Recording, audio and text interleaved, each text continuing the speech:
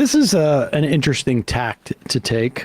There were a lot of Republican voters, apparently. Not a ton, but there were some who were sort of upset about Donald Trump not believing in the election and then, saying, well, maybe we'll try and stage a coup because of it.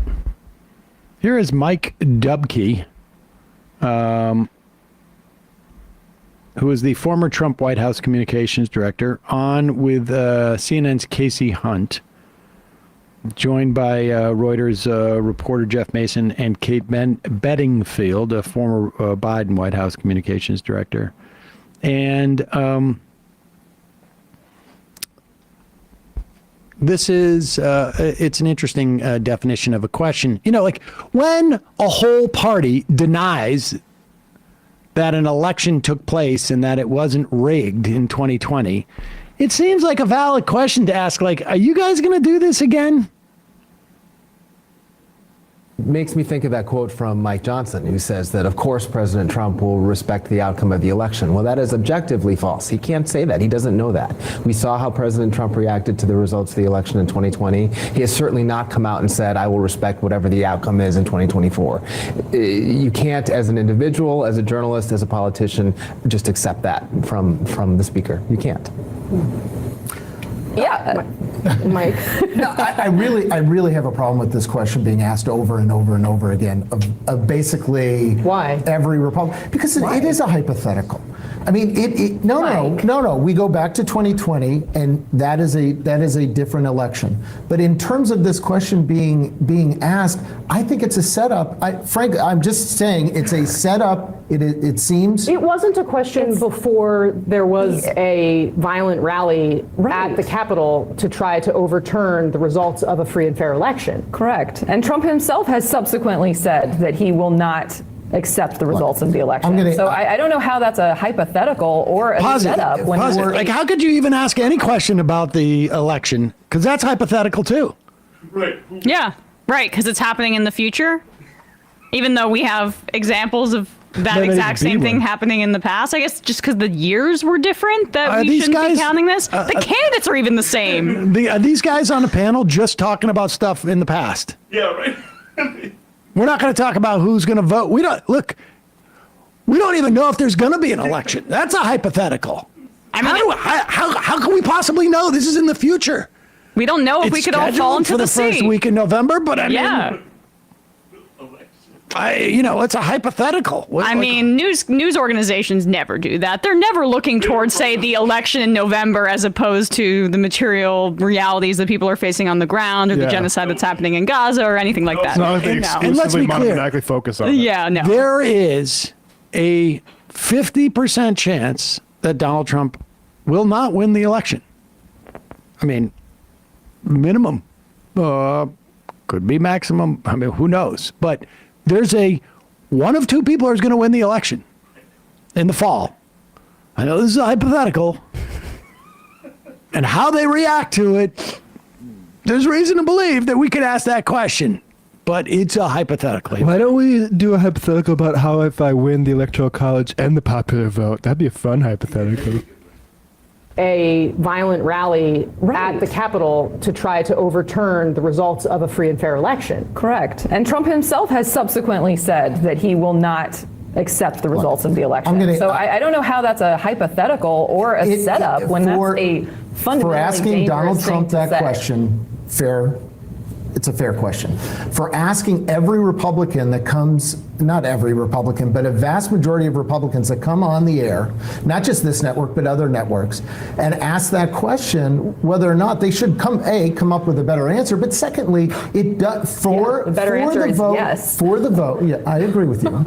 But for the voters out there that are attracted to Donald Trump, that are attracted to the populist message, that want to throw the bums out, that believe that there is corruption, that there are elitists, for all of that, from the media, it sounds like just an elitist question to politicians. I'm just calling that out. That's all I'm trying to say. An elitist question to politicians? Bro, you're wearing a country club sport jacket on your White House panel. What the hell are you wearing? I saw Don Draper wear that in an episode of Mad Men. But how is it an elitist question to ask Republicans who, let's be clear, if you look at what Mitch McConnell's response was the day of that coup and what it was 3 years later, it is a perfectly legitimate and necessary question to ask of Republican lawmakers if Donald Trump, and he says it's a legitimate question to ask Donald Trump, but if Donald Trump is asked the question, how is it not relevant to see if the other Republicans are going to support him if he decides that election wasn't fair, too many immigrants bust in? Can I ask what he means by throw the bums out too? Because that's like not mutually exclusive when he says that that's what the Republican voters want. That's not like, that's so vague that it could definitely be construed as trying to do the coup more successfully this time. Throw the bums out. Bums out is like an old timey. This guy went to the Hamilton College, a private liberal arts college in New York. I'm so sick of these guys acting like, oh, you hate the regular guy. Yeah. You hate these normal guys. You're dressed up like you're going to like a segregated PGA Tour event, bro. Oh yeah, right. All right, dude. Is there any more from this guy? Give him a little more. That believe that there is corruption, that there are elitists. For all of that, from the media, it sounds like just an elitist question to politicians. I'm just calling that out. That's all I'm trying to say. Let me pull in something that we got from the Trump campaign yesterday, Elliot, because the fundraiser. That's it. Just a call out. All right, we'll try and take. Oh, it's 2:30, folks. Sorry, I shouldn't have taken any calls. Now I feel bad. We got in 2 or 3 calls, right? Yeah. All right, folks. Sorry. We're going to have to go to some IMs. Tomorrow we'll have a little more time for calls. Particle from Brooklyn. Hey, Sam, my kitchen sink has gone from draining perfectly fine to suddenly not draining at all. And for a moment, water even came out of the drain into the sink. Can you talk me through this, fixing this issue, car talk style? Kitchen sink. So it's not a,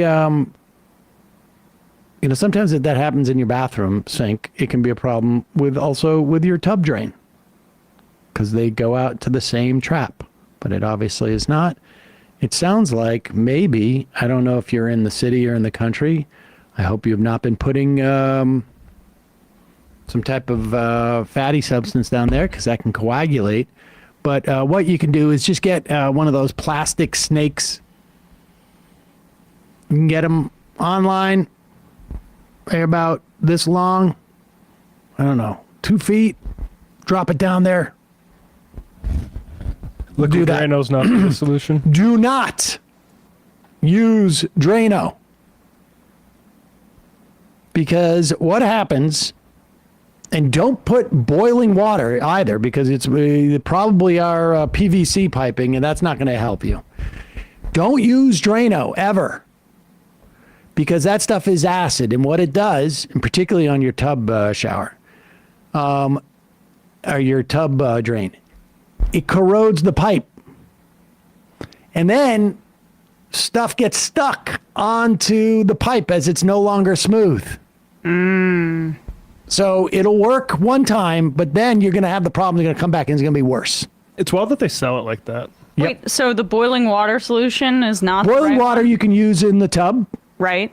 but With not the... But use vinegar, and you can also before you put the vinegar in, put some baking soda, and maybe if there's a way in which you can, I don't know, fill up a balloon, blow it down to the drain, and then do the vinegar. I've had to do that vinegar baking soda solution a few times because there's no disposals in basically any New York City apartment. So that's kind of, food just gets stuck down there sometimes. We do have some people in this chat saying Drano is based, so you got to hear both sides. Yep. Oh. Yep. Do not make a...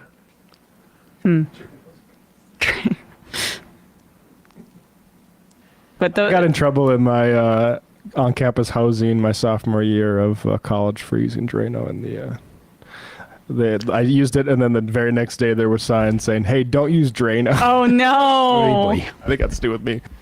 Hey, folks, don't forget to hit the subscribe button and check out our daily show. We do it every day at 12 p.m. Eastern for about 2.5 hours. We even take phone calls. You should check that out.